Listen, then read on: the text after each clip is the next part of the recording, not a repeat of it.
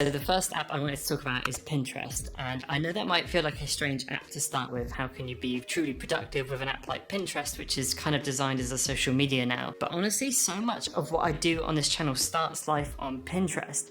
A lot of the videos and the kind of styles and themes I make all come from just browsing Pinterest and getting an idea of feelings and colorways and how everything looks. And a lot of the stuff that I've been doing recently has come directly from there. For instance, for me, this is where I found the new font that I've been using on the channel a lot recently. A lot of our wallpaper designs, which we do over at Kuroku, all start on Pinterest as a kind of collection, a research collection. And not to mention the office space I'm sitting in, including the desk setup, a lot of those ideas came directly from Pinterest.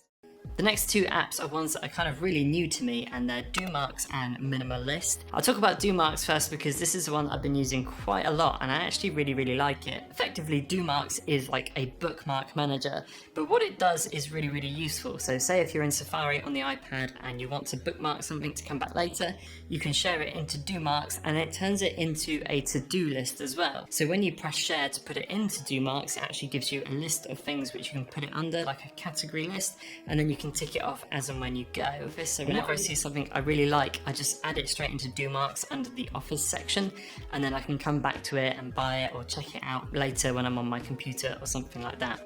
The second one of those two new apps is Minimalist. Minimalist is like a to-do list, but it's like crazy minimal as the name suggests. But one of the things that I really like about it is it incorporates the Pomodoro technique for getting stuff done. So for an example, you add something to the list, and then if you tap on it, it gives you a 25-minute timer to get whatever that thing is done. And if you don't get it done within that 25 minutes, you get a 5-minute break to grab a cup of tea or something to eat or to chill out, and then you come back for your second Pomodoro section, which gives you another 25 minutes of work. So for the next app, I can't make this video in good conscience without talking about Microsoft To Do. At its core, To Do is a really simple list making app. You add things on it and you tick them off as you go, but there is loads of things you can do to it to make it a lot more involved. Like you can work on things in a team and you can add steps to each thing that you mark down. But for me, I love having it really simple. I've also got to mention my favorite note taker, because this wouldn't be a productivity iPad app video without one.